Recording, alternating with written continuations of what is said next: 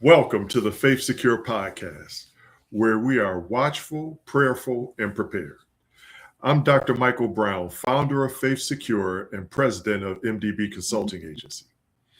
Each episode, we sit down with experienced security professionals, law enforcement leaders, emergency management personnel, and security practitioners to have real-world conversations about real-world threats that are facing churches and faith-based organizations today. The title of this week's episode is Physical Security Done Right: What Churches Get Wrong About Protection. This conversation is going to be about clarity, structure, and the foundations of physical security. Today's guests bring more than 35 years of experience in physical security, threat assessment, and security design. As president and CEO of Business Protection Specialists Incorporated, he has guided nearly 5,000 threat assessment, risk analysis, security design, and related projects alongside his world-class team of security professionals with 150 plus years of combined experience. Mr. Frank Pichota has his master's degree in public administration, his bachelor's degree in criminal justice. He's achieved his Certified Protection Professional, or CPP, certification in 1994. And he was also the 8th person in the United States to attain the Certified Security Consultant designation through the International Association of Professional Security Consultants, where he also was a 2-term president, a 4-term board of directors member, and a meritorious life member. Mr. Pichota uses his company as a ministry to support faith-based organizations to enhance their security programs against a wide array of threats and risk. I am delighted to welcome Mr. Pichota to the Faith Secure podcast. Thank you for joining us today, sir. Thank you, sir. All right. Pleasure to be here. All right. Good deal. Are you ready to go? Let's go. Okay. Let's start right here.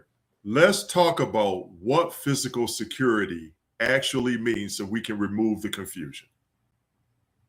Sure. I think if we were to differentiate safety from security, I would suggest that safety incidents result from accidents, and security events at churches result from incidents that have malicious intent. So we're really looking at the human hazard, whether that's a criminal, activist, terrorist. There's a human element to that, and there's malicious intent. Okay. So how would you define physical security in a church environment specifically? Well, it needs to be a program that's there to protect attendees, staff, volunteers, children, assets, and allow all of that to occur without in peace, without disruption. Where prevention of an incident would be your first goal. And then where incidents can't be prevented always, then having an effective response plan to contain the consequences of that event. Absolutely. Where does design fit into prevention?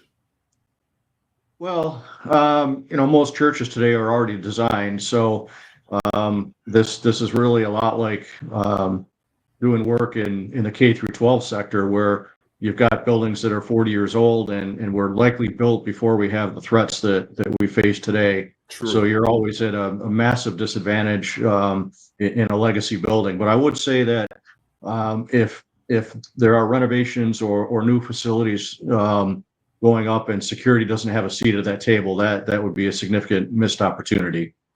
Okay, that makes sense. So what would you say is the difference between visible security and effective security? Okay. I think visible security would obviously be things that people can see, and they may have a deterrent effect or make people feel safer. But the reality is effective security would involve implementing mitigation strategies that align to a church's risk, and they may or may not be visible, but they correlate to either the reduction of the likelihood of an event occurring, or they help more rapid response.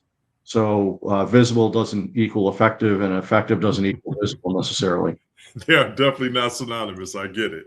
Okay. People who are even knowledgeable about what physical security means, they sometimes put too much emphasis on equipment. How often do you see churches overinvest in equipment or apparatus, but underinvest in assessment? Well, I think assessments, obviously, while critical, are challenging for churches even that have security practitioners or safety teams in effect. I think a lot of churches really struggle with the implementation of technology because it's costly and the resources aren't necessarily there. Mhm. So if a church is fortunate enough to be blessed with the resources, they need to be very diligent in how they acquire that technology and try and get kind of an independent opinion about that rather than rushing off to a vendor who may have a conflict of interest in that particular transaction. Um, what I do see a little bit of, which is a bit disturbing, is a lot of churches are just kind of rushing to try and quickly stand up a safety team and arm people and put them into a challenging situation that really creates problems with training, liability, and significant insurance implications. These things are not to be done quickly or lightly. They have to be done very deliberately. That's true. That's true. I've run into that problem consulting churches myself. Okay, why does a formal threat assessment change everything? Yeah, I guess the terms are interesting. Threat or risk assessment. We typically use the term risk assessment, and I think it's vital. It provides a roadmap of things to consider. It allows things to be put in order, things that can be done easily, inexpensively, and have a high impact on risk mitigation can be done quickly and early. Challenges, getting that done right and having it be affordable and quick. So I think as an industry of security professionals, to the extent we can find ways to simplify and accelerate the process of getting to risks identified, because it is vital for leadership of a church to understand what their risk profile is, and that's going to be different whether you're small and rural or a mega church in a urban area. All those factors have to be taken into account. And you put that perfectly, Mr. Pichota, because what I've run across and I tell people, security isn't something you buy, it's something you design that's unique to your situation. So there is no one size fits all. So let's Yeah. pivot a different direction. Let's discuss threat assessment and risk analysis in the church context. You've guided nearly 5,000, which is an incredible number, 5,000 threat assessment and risk analysis projects. What stands out when you evaluate a church facility? Well, I don't think the approach should be any different, whether it's a church or a manufacturing plant or a critical infrastructure facility. You have to follow the discipline of risk analysis, and really that's about facility characterization is one of those risk analysis elements, and I think that is very important for churches because there's such an array of different facilities, and Mhm. understanding the size, the nature, the exposure points, that just the fundamental characteristics of a location helps the analyst to really tailor the vulnerability analysis portion of the process, knowing that, okay, if we have a large kids ministry, we have to have a high focus on that particular area, or if we hold large community groups, that creates some additional things. True. Um, Mhm. so that really becomes important, because at the end of the day, the whole point of it is to do your gap analysis once you understand the threats, the facility characterization, vulnerability, and then also being able to know what good looks like as far as a protection posture, and then being able to highlight those gaps and put the implementation plan in order so that it's manageable and it can be done over time. Perfect. Perfect. What are what are the most, I would say, common physical vulnerabilities that you see? when it comes to houses of worship? It's access control, hands down. We have to have access control. It's a fundamental element of all physical security. We should have a lockdown capability, and that typically, if we can electrify that, that's obviously the best and quickest way to get that done. We know that locked doors for sure save lives in the Catholic church shooting in Minnesota. The police chief came out and let everybody know about that. So locked doors is critical. Key control is abysmal in churches. We hand them out like candy. If a church is using electronic access control, again, the credentials get handed out very easily with a low threshold, and there's not sufficient effort and energy to recoup those when access rights are no longer needed, or to use some of the tools in the software like auto expiring credentials and things like that. So no question, access control is an opportunity for every location. Yes. And that's funny you mentioned key control. That's one of the main things I focus on when I'm doing assessments of churches, because not only is the assignment of keys, what I found out is the storage of the keys is not secure. It's usually in the desk drawer at the secretary's office. But yeah. All right, let's keep moving. How does complacency show up in building design? Yeah, that's a tricky question. I don't know if I might look at that just a different way, and that would be at what point of a design is security considered, or if it is at all. As we mentioned, if you have a project today where you're doing any kind of build or a renovation and security isn't there, that's almost negligent at this point.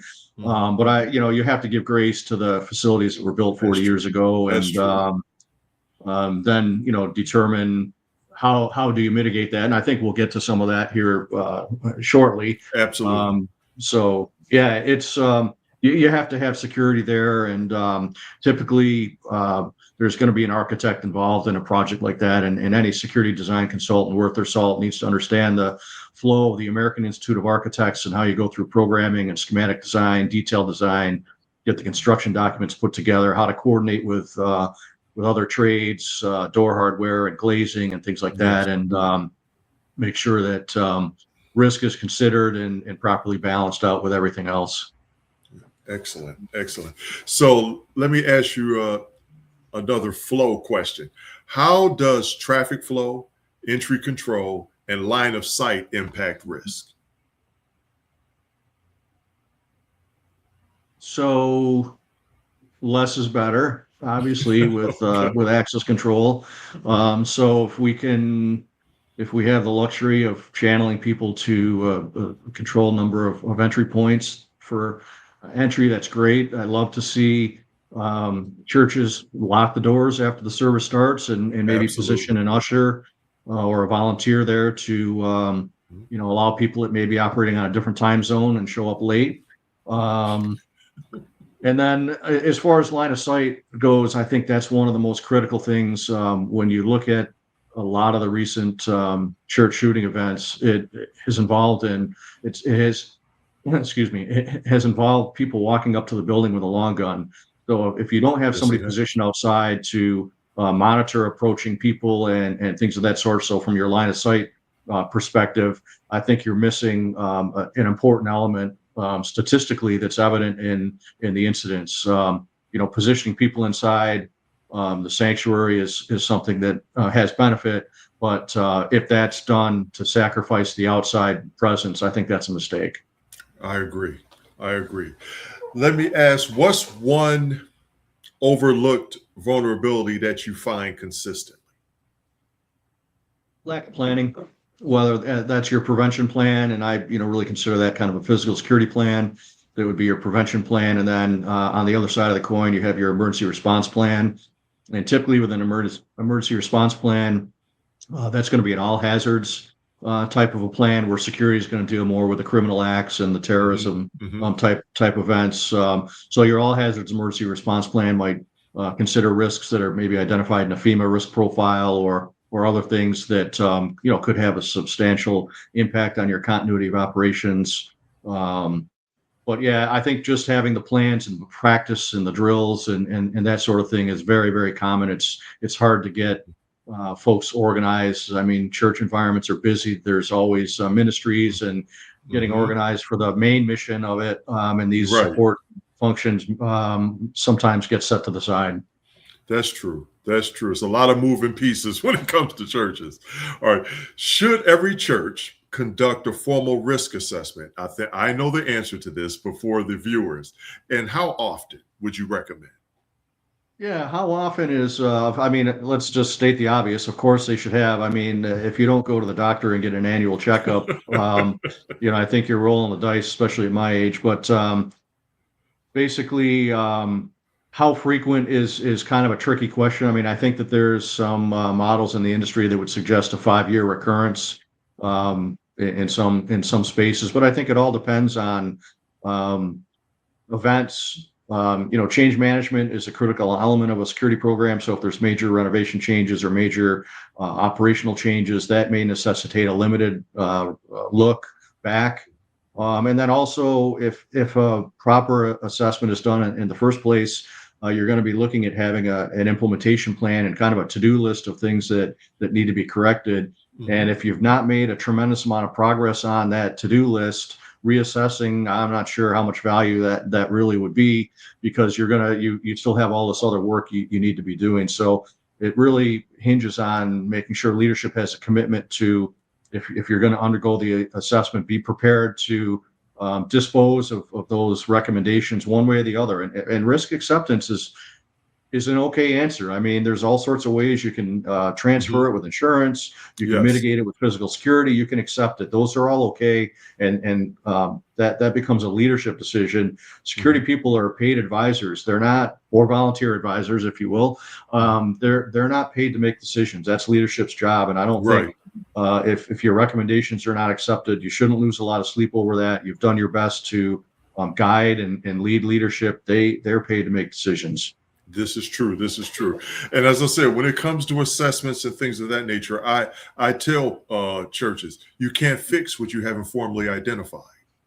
I mean, you don't know where your problem lies. So, yes, let's keep it moving. Now we're going to get to some nuts and bolts stuff, Mr. Pichota. All right, Sure. let's talk about security design, layers, deterrence, and real world application. I want you to walk us through what a layered security environment in the church looks like. Okay. I think this may come maybe a bit of an unconventional answer, but well, I'm gonna lead this off with the fact that I'm a fan of church coalitions. Mhm. Um, I don't think that the physical security program starts at the property perimeter. It starts way beyond that, and by establishing relationships among local churches, you may find out about threats and incidents that are occurring just down the street and are Mhm. imminent, potentially well before they get to your property. So the first thing is coalition. That then leads us to an intelligence and threat assessment program, which there's a layered approach to that in terms of micro local data gathering, and that means we have our ear to the ground with our members. So, for instance, I was working at my church 2 weeks ago, and a lady comes up to me and says, "Are you security?" And I said, "Yeah." She said, "Well, I'm being stalked," and she Oh, goes on to wow. tell me, yeah, she goes on to tell me about these incidents that are occurring, and shows me some text messages that she's been getting. So I consider that to be micro level intelligence right from the members. So you can have a problem originate internally. In fact, most of the things that I've seen have um, have formulated from our own membership or employee base. So Right. that could be a domestic issue that's occurring with an employee that may come into the property or whatever. So micro, local, regional, state, and national. That intelligence provides um, um, two things to the program. One, it may give us actionable information where we Right. can modify our security posture this Sunday or this Saturday, whatever day we're worshiping, and change our posture to a dynamic threat response type of a posture. So actionable intelligence. And then number two, when you start to get out in the concentric circle a little bit away from the church, regionally, state, and national, some of the incidents that we see happening in other locations can help inform what that risk profile may look like. And tying that back to the risk analysis, we typically would use a scenario-based approach. So when we see a scenario that's occurred at a different church, we have to reflect on that and decide, could that happen here? If so, where does that fit into the whole priority scheme? And what does good look like to make sure that we don't have that happen at our location? So that would be sort of the outer ring, the intelligence part of it. Then obviously you can start to look at your crime prevention through environmental design controls on the property and start layering in like the onion skin. So we start at the property perimeter, the building perimeter, staff only areas that should be segregated, and then restricted areas, whether that be IT spaces or staff only spaces. You begin to layer it out from a physical standpoint once you get onto the property itself. Okay. And we welcome unconventional answers here. That's how we get smarter. So thank you for sharing that, Mr. Picciola. All right. Now, here's the classic question when it comes to churches and security. Okay. How do you balance hospitality or being a welcoming environment with controlled access? Yeah, you're not going to stop somebody from coming in. That would go against everything. We've certainly seen, instances where churches had their intelligence program working, and somebody they knew was going to be coming to create a problem showed up, and the safety team may approach that person and say, "You're welcome here today. We know who you are. We know what you're here for, and we're not going to tolerate any nonsense here today." But they're still welcome to come in, and you may have a personal safety plan for that individual when they come on. But we're not turning anybody away, and we're not likely going to be screening for weapons either. It's going to be open, and we have to deal with that as practitioners. But we can still apply the concept of least privilege, meaning after a certain time those doors get locked. And we don't just have everything wide open and not be mindful of that concept of least privilege. So it's a tricky balance, but it has to be done. Has to be done. Okay. Now, you touched on this earlier, crime prevention through environmental design, or CPTED. But I want you, without getting too deep, I just want you to explain the role that environmental design plays in deterrence.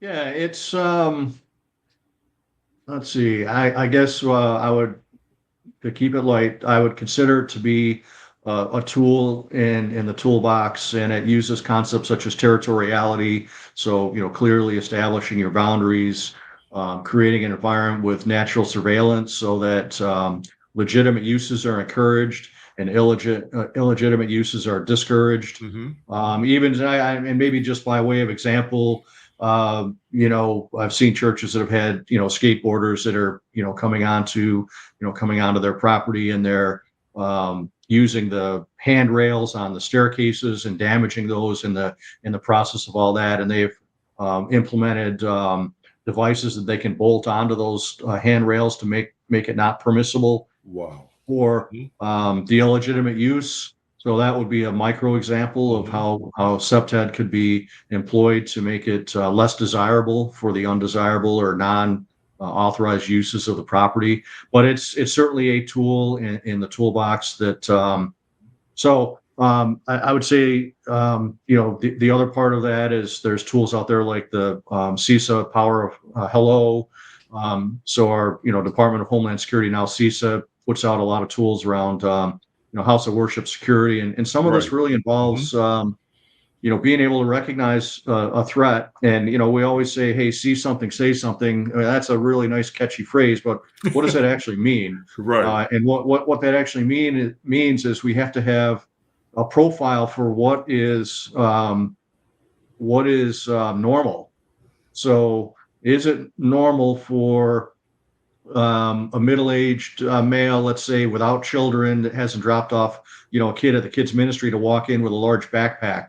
That's not normal. That's not typical, and it may not be an issue. But the point of that is it doesn't fit the normal profile of a person walking into our house of worship, and it does suggest, just at least being able to say, hey, wait a minute, this may not be normal.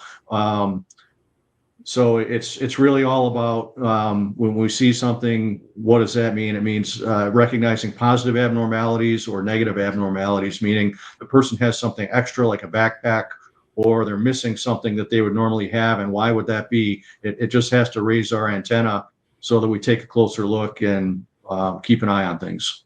Okay, yeah, that makes sense. That makes sense. So what mistakes would you say that churches make at entry points? Well, we've covered most of this. Leaving them unlocked, poor key control, poor access control, system administration. I would also add to that, really kind of a lack of maintenance. And what I mean by that is any kind of what I would consider to be a security critical opening should be self-closing without any kind of human involvement. And lots of times these doors bind, and there's dirt and rugs and things and age that happens, and these doors don't secure. So even in the best intention, I've got an electrified lock that I paid $3,000 for on this door. If it doesn't mechanically secure, it's not secure, and Right.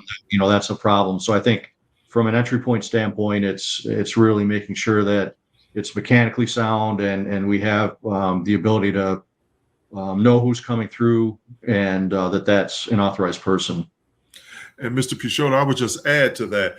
That's why I am a big proponent of patrols at churches, to just make sure the exterior doors are not propped open, things of that nature, and that they remain secured. I'm a big proponent of patrols to address some of those issues. Now let's pivot. I got a practical application question for you. You ready? I'm ready. Okay. I'm giving an example of a church of 800 to 15 members wanted to improve their physical security in the next 90 days. Where would you start? Well, of course, I think you need to do your diagnostic work up front. These are table stakes. So conduct your assessment, start a safety team, build your coalition with local churches, get your intel and information network stood up, and begin to work down some of your high impact, low cost mitigations. And that should get you well on your way. Those are just fundamental things to at least get your roadmap out and know where you're going. Otherwise, any road will do. Yeah, that's true. And some people, when you say physical security to them, they see walk through metal detectors and all that. And I'll tell people at churches that I speak with, some of the best physical security solutions are subtle, but they're intentional. So, and part of an overall plan. So thank you for sharing that. Okay, in this segment, now we're going to change it up a little bit. I'm going to give you a scenario, Mr. Picciotto. I'm going to see if you're ready. Okay. All right, I got a mid-sized church that operates multiple unlocked entry points during service for convenience. Cameras are installed, but rarely monitored in real time. Leadership believes the church is quote unquote low risk because of its location and culture. So now the question I'll start you with is, what concerns you immediately hearing that scenario? Well, I think we've emphasized the need for a secure environment. So locked doors for convenience. There's always a trade-off with security. So it's typically a cost, convenience, and security triangle. And you can have two of the three, but you're not going to get all three. So you're going to have to make some choices around that. I would suggest that an assumption of low risk Typically, when non-security professionals are drawing those conclusions, they are doing so with incomplete information. Right. And I would Absolutely. be very concerned about whether that opinion is founded in fact or perception. So really, a lot of times, folks feel like if they operate in a rural setting that, hey, things are okay, or crime is low. We don't have crime, therefore we don't have risk. That is fatal Yes. flaw. Yes, it Um, is. on the matter of video, I do see some churches that will post up a person to monitor video during the service, and I'm not opposed to that. But I will say this: no person is going to be effective sitting there watching live video for an extended period of time. When you're at the airport, you see TSA change those agents out every 10 or 15 minutes. They're not standing there looking at the X-ray Right. screening process for very long. So we have to be prepared to address that reality. Video is typically recorded for forensic purposes, but there is some there is some value in live monitoring. But I would also suggest that we should be leveraging, modern technology now. So analytics that may detect loitering or detect people in areas where they're not supposed to be, or vehicles where they're not supposed to be. That's easy, and it turns that video camera, which is typically considered a passive recording only device, into an active detection device. So it's a huge benefit, by doing so. So I think, overall that particular scenario would be well served to have a more deliberate look at their risk profile and better align their day-to-day practices with that. Okay, that makes sense. Okay, I'm going to give you an escalation question. If a security incident occurred, what would investigators tend to look at first? I can't answer that. Honestly, I'm sorry about that, but that would be typically scenario dependent. And I think your vocation and experience maybe lends itself more to an investigator's perspective. So I would kind of turn that back and say, hey, help me understand what they would look at first, because that's helpful to me in my ministry. Well, in this situation, if they do indeed have video surveillance, you obviously start there with, okay, what does the camera show? What type of memorialization of the event do we have? We would start there, and then again, this is me in my investigator world. You start interviewing witnesses, and you start from there. So cameras, witnesses, that would be the first start, and then you would take your investigation based on what information you gathered from those two things. That would be my answer. So Sure. And I think on the point of the video, there's one common thing, and I'd like to kind of get it on record here, is that people see a camera go up and they automatically think, oh, I'm going to have facial recognition, or I'm going to have license plate capture and all of this stuff. And those facets of a video surveillance system need to be carefully engineered into the process. So if you're trying to get facial recognition, the resolution of that camera has to be 40 pixels per foot on target. And if you don't have that, you're not going to get facial recognition. You need 60 or 75 pixels on target for a license plate. And there's a lot of cameras that are really kind of built fit for purpose for LPR capture, and those should be used. We shouldn't be playing around with that if you think you need it. And it can just be these common challenges like, hey, people are driving onto the property and they're using our dumpster inappropriately. You don't know what they're putting in there, hazardous materials, whatever the case may be. LPR is kind of an interesting, relatively inexpensive thing to add to your program, like $2,000 a camera, and you can have a LPR camera that'll detect a vehicle, maybe up to 80 miles an hour, which isn't typical, but they can do that now. And that's funny you mentioned that. I had this one company that was having an issue with illegal dumping, and the cost that business was incurring, having to have those dumpsters emptied more times than they necessarily needed to. So the cost of a camera would have offset that. So yes, that's true. Okay. And cost benefit, that's a beautiful example, because oftentimes security is just looked at as a cost center, and sometimes it can be a it can be cost savings. Absolutely. Absolutely. Okay. We're going to start with a takeaway question as we wind this down, Mr. Pichota. Okay. What are 3 physical changes churches can implement without major capital expense? And I know major is relative. So, yeah. But what would you suggest? Just 3 physical changes that churches can implement. Post a person outside with radio communication. So that to me is so vital to get that, long gun walking up the street. We must ensure the kids ministry is secure once they're all checked in and accounted for. If there's a problem on a church campus, parents may need to shelter in place. And if they're not confident that their kids are secure in a, shelter in place or lockdown scenario, you're going to have people breaching your physical security, and that can be a significant challenge. So making sure the kids are secure. And then, locking doors. I mean, come on. These doors don't sit unlocked at night. So we can lock them, and we should lock them. And that doesn't cost anything. Okay. That's good recommendations. Great. Okay. Now we're in the closing section now. And I have a reflection question for you. Okay. Now, in your LinkedIn, I read your LinkedIn bio, and you described yourself as a peace of mind partner. Okay. Tell us, what does that mean in the church context?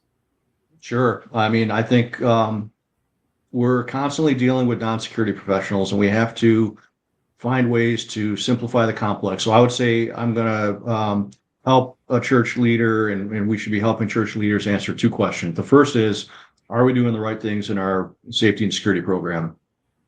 And what does that mean? That means that we have a clear vision of what our risk profile is, and we have mitigation strategies that align to that.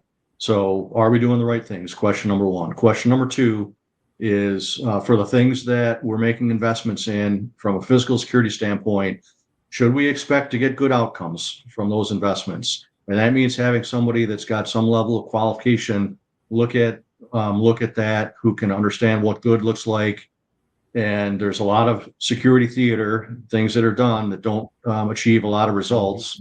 Yes. And we have to get beyond that. And everybody has to have their eyes wide open, and we can't worry about our feelings getting hurt. But for the investments that we're making, should we expect to get good outcomes?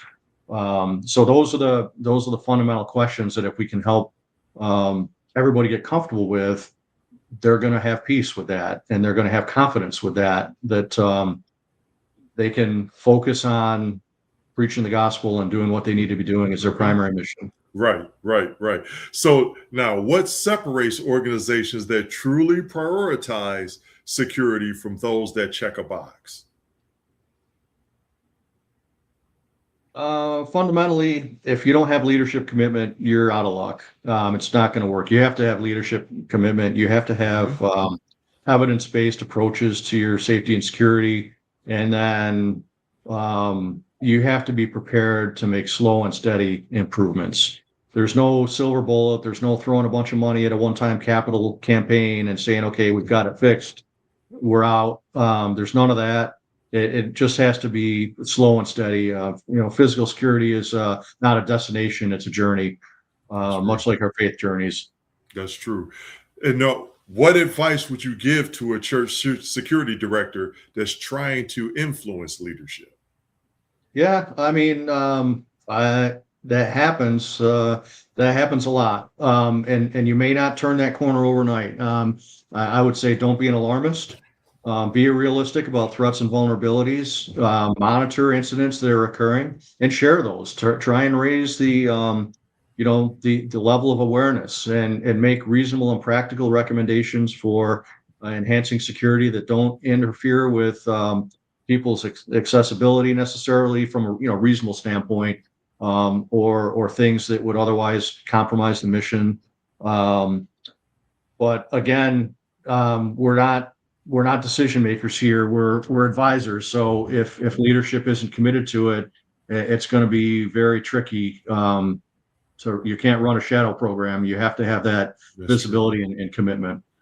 And so how should pastors think differently about physical security, having said that? Well, I think you've got to keep your eye on the incidents. And I'm all for turning things over to God. But there's a point where you have to take some, measure of control of your environment. And I would argue that that pastor is probably not just crossing the street without looking both ways, right? So we have to, we have to realize there has to be some means of determining where we sit and what our risks are. I mean, we owe that to the attendees, to the children, and we can't just turn a blind eye and think that mystically it's all going to get fixed. Okay, that's well said. Now, one final takeaway. Was one mindset shift that could immediately strengthen physical security in churches?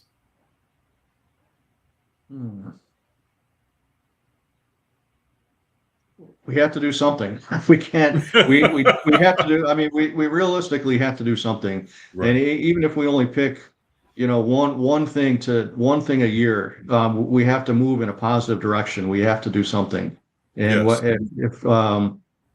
And what I mean by that, it's not just doing an assessment. Okay, we did our assessment, put the report in the drawer. That's not doing anything. That's spending money and not getting value.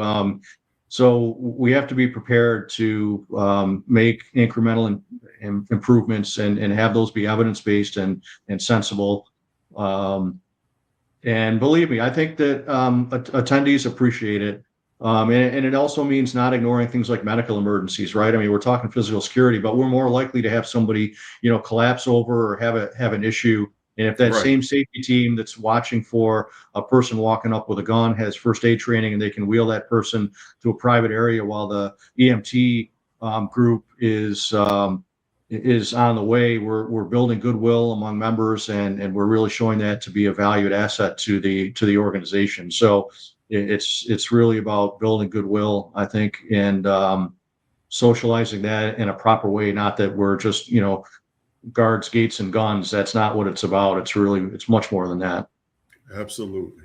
And Mr. Pichota, this is why I wanted to have you on the podcast, is to drive home the point that physical security or security in general isn't about fear. It's about thoughtful design, informed leadership, and layered responsibility. I want to drive that point home. So I want to thank you, Mr. Pichota, for being our guest on the episode today. You did an outstanding job. You dropped a lot of nuggets on us and breaking down what physical security actually is. So I wanted to thank you for being on the episode today. Thank you very much for the opportunity. God bless. All right. Just hang out for a few more seconds and I'll talk to you after I complete this podcast here. I wanted to thank you, the viewers, as well, for joining us on this episode of the Faith Secure podcast. If today's conversation helped bring clarity to your role as a church leader, security or safety manager, please share it with someone who needs to hear it. You can connect with Faith Secure on all social media platforms. You can also reach out to us directly at mdbconsultingagency.com/Faith Secure. Until next time, stay watchful, prayerful, and prepared. God bless.